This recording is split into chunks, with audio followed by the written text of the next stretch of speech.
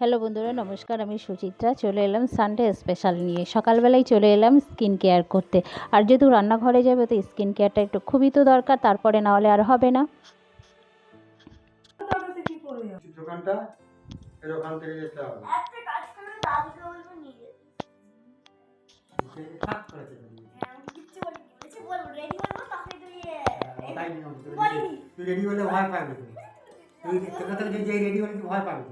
Ready হলে তো চাপ বেশি সারা করলে ওর জন্য তুই রেডি বলে দাও তুই। তোকে বলতে বলতে কথা বলতে সারা যাচ্ছে তোকে। রেডি বলে তুই ভয় পাবি। নিয়ম চেক। তো সবাই মিলে টিফিন খাচ্ছিলাম আর গল্প করছিলাম। তার আগে কি করেছি, একটু আলু আর ডিম সেদ্ধ বসিয়ে দিয়েছি। সেগুলো সেদ্ধ হয়ে গেছে, টিফিনও খাওয়া হয়ে গেছে। সঙ্গে সঙ্গে ডিমগুলোকে ছাড়িয়ে নিচ্ছি। আর আমি দেখো একটু যেহেতু নুন দিয়ে সেদ্ধ দিয়েছি, কত সুন্দর হাতের সঙ্গে একটু ডলা দিতেই খোসা একদম পরিষ্কার হয়ে উঠে এসছে। ডিমগুলো একটুও কোথাও কিছু দাগ লাগেনি। তো চলো ময়লাটাকে ফেলে আসি। তারপরে দেখো ময়লাটা ফেলে এসে ডিমটা নর্মালি যেরকম সবাই রান্না করে আমিও সেরকম রান্না করছি। আর একটু গরম জল দিচ্ছি, যাতে নতুন আলু তো, এবং নতুন আলু বলে না, একটু গরম জল দিয়ে রান্না করলে কি হয়, টেস্টটাও সুন্দর থাকে এবং খেতেও ভালো হয়, রান্নাটাও তাড়াতাড়ি হয়।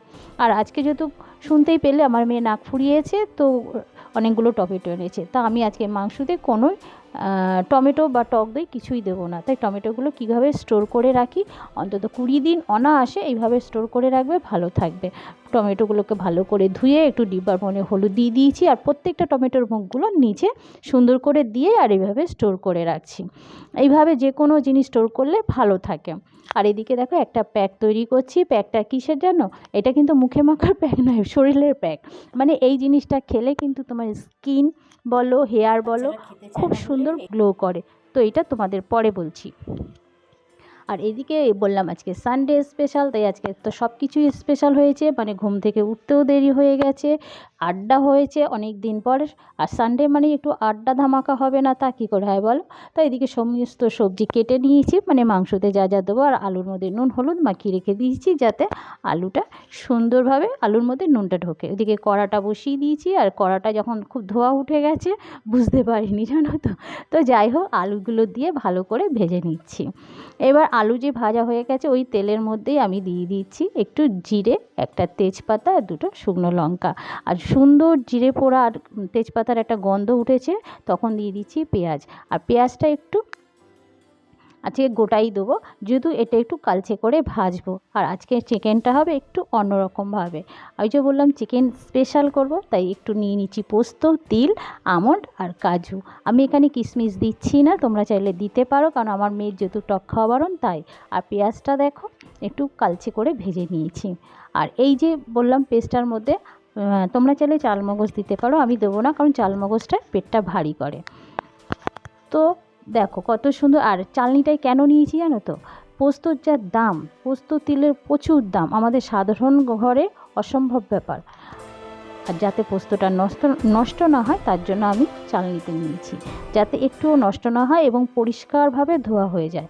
আর ওইদিকে দেখো আমার যেহেতু পেঁয়াজটা একটু বাদামি করে ভেজে নিয়েছি, বললাম আজকে একটু অন্যরকম রান্না হবে। আর মাংসটা দিয়ে দিয়েছি, আর মাংসটার মধ্যে একটু নুন দিচ্ছি, কারণ মাংসটা যখন ভাজবো তাতে একটু নুনটা ভালো ভেতরে যাবে, তাতে খেতে সুন্দর হবে। আর মাংসটা ভাজার পর নুন দিলে না, সেই নুনটা উপরে লেগে থাকবে, মাংসর ভেতরে কিন্তু ঢুকবে না, যার জন্য টেস্টও লাগবে না।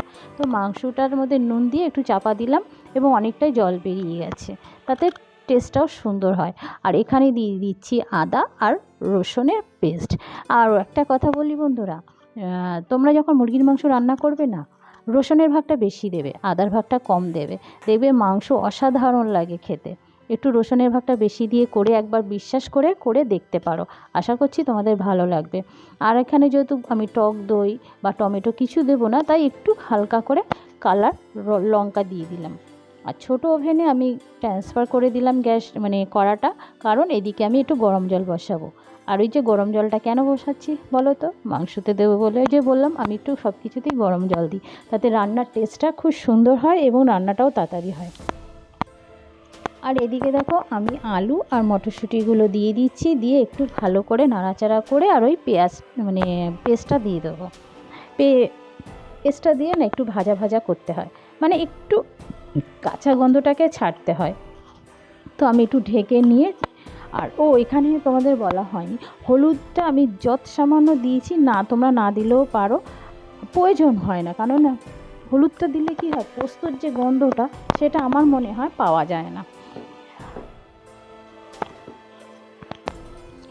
তার জন্যই আরও বিশেষ করে কালারটা দিয়েছি। আর ওইদিকে মাংসটা হতে থাক, এদিকে আমি করব আজকে মটর রাইস। আর মটর রাইস যেহেতু করব তাই কড়ার মধ্যে একটু তেল দিয়ে দিয়েছি। আর চালটা না আমি আধা ঘন্টা আগে ভিজাতে দিয়েছি এবং সেটাকে জল ঝরাতেও দিয়ে দিয়েছি। আর দেবো এখানে একটু মাখন। আজকে জিরে রাইস করব, তোমরা ঘি চাইলে দিতে পারো, আমি ঘি দিই না, আমি একটু মাখন দিই। মাখন দিয়ে রাইস করে দেখবে অসাধারণ লাগে, অসাধারণ। আজকে দুটোই মানে তোমাদের রেসিপি দিলাম, আশা করছি দুটো রেসিপি তোমাদের ভালো লাগবে। আর তোমরা এই দুটো রেসিপি ঘরে করে দেখতে পারো, আমার মনে হয় ভালোই লাগবে। তো যাই হোক, আমি যেভাবে করি আমি সেটাই তোমাদের সঙ্গে শেয়ার করছি। আর এই মটরটাও একটু ভেজে নিয়েছি। আর মটরটা ভাজার আগে না কড়াতে একটু মানে কী বলে নুন দেবে, যাতে মটরগুলো না ফাটে। তো মটরগুলো যখন ভাজা ভাজা হয়ে গেছে তখন ওই যে চাল ঝরিয়ে রেখেছিলাম, সেই চালটাকে আমি মানে জল ঝরিয়ে রেখেছি, চাল নয়, ভুল বললাম। তো সেই চালটাকে দিয়ে ভালো করে নেড়ে নিচ্ছি। আর চাল যত ভাজা হবে তত দেখবে ভাত মানে এই যে রাইসটা তত সুন্দর হবে। আর বিশেষ করে দেখবে আমরা যখন পোলাও রান্না করি বা ঝরঝরে খিচুড়ি করি, চাল কিন্তু খুব করে ভাজতে হয়। দেখেছো, এখনই বিপদ হয়ে যাচ্ছিলো, কড়াটা ধরিয়ে নিই, ভারী কড়া তো। আর ওই দিকে আমি একটু এখানেও কিন্তু গরম জল দিয়ে দিয়েছি। তোমরা মনে হয় খেয়াল করেছো যে আমি মাংসর কড়াটা নামিয়ে ওইদিকে আর একটা কড়াতে গরম জল বসিয়ে দিয়েছিলাম, সেই জলটাই এখানে দিয়ে দিচ্ছি। আমি এখানে 500 চাল আছে, তো আমি সেই হিসাব করে তার ডবল জল দিয়েছি। আর মটরগুলো দেখেছো অনেকটাই মটর দিয়েছি, ভাজছে। আর চাল ভাজার সময় নুন দিয়েছি, এখনও একটু নুনটাকে চেখে দেখে আবার একটু নুন দিলাম, যেহেতু জল দিয়েছি ভাতের মধ্যে তো নুনটা প্রবেশ করবে মানে ঢুকবে। তো চলো বাদবাকি কাজগুলো আমি সেরে নিই, আর এই দুটো হতে থাক, মানে ওইদিকে মাংস আর এদিকে ভাত। আর আমার এই মোছামুছি তো এই ফাঁকেই করতেই হবে, কেন অনেকটা বেলা হয়ে গেছে, আর তা নাহলে হবে কি করে বলো। কিন্তু যতই সানডে হোক, দেরি করে ঘুম থেকে উঠলে কি হবে, টাইমের খাবার তো টাইমে দিতে হবে, তাই না? দেখো কথায় কথায় হয়ে গেল রান্নাটি। এদিকে সব একদম পরিষ্কার করে দিয়েছি, নিচেও সব ঝাড় ঠাড় দিয়ে একদম কমপ্লিট করে দিয়েছি। চল, আমার রান্না কমপ্লিট, এবার সার্ভ করবো। চল এসে দেখাচ্ছি কেমন হয়েছে রান্নাটা। চলো ওই কাজটা করে আসি, নাহলে অনেক দেরি হয়ে যাবে, কারণ কর্তা মশাই স্নানে চলে গেছে। আর শাশুড়ি মা আজকে একটু আগে খেয়ে নিয়েছে, কারণ মাসি শাশুড়ি অসুস্থ, তাকে দেখতেই যাবে। তো এইটুকুনি তরকারি রয়েছে। আর আমার কর্তামশাইকে আগে দিয়েছি, মেয়ে দেখেছো মানে সবুজ সাইডও বাবার পাত থেকে খেতে শুরু করে দিয়েছে। তো দেখো রাইসটা ওই যে বললাম কত সুন্দর হয়েছে। এবার চলো মেয়ের রাইসটাও দিয়ে দিই, মানে মেয়ের থালাটাও দিয়ে দিই। তো এবার মেয়ে বলছে মা আজকে কিন্তু হেভি হয়েছে। আর মানে অনেক দিন পর এরকম একসঙ্গে রাইস আর মাংস করলাম শুধু, নাহলে রাইসটা বেশিরভাগ রাত্রে হয়, দিনে কিন্তু হয় না। তো আজকে করলাম, দেখলাম সবাই বেশ খুশি। তো আমিও আমার থালাটা সুন্দর করে সাজিয়ে নিলাম। আর এই চাটনিটা জানো কিসের, বিটের চাটনি। তোমরা কি দেখতে চাও রেসিপিটি, তাহলে কিন্তু কমেন্ট করে দেখো। বিটের চাটনি কিন্তু অসাধারণ লাগে, আর এইভাবে করলে দেখতে পারো বাচ্চারা কিন্তু খুব টেস্টি করেই খাবে।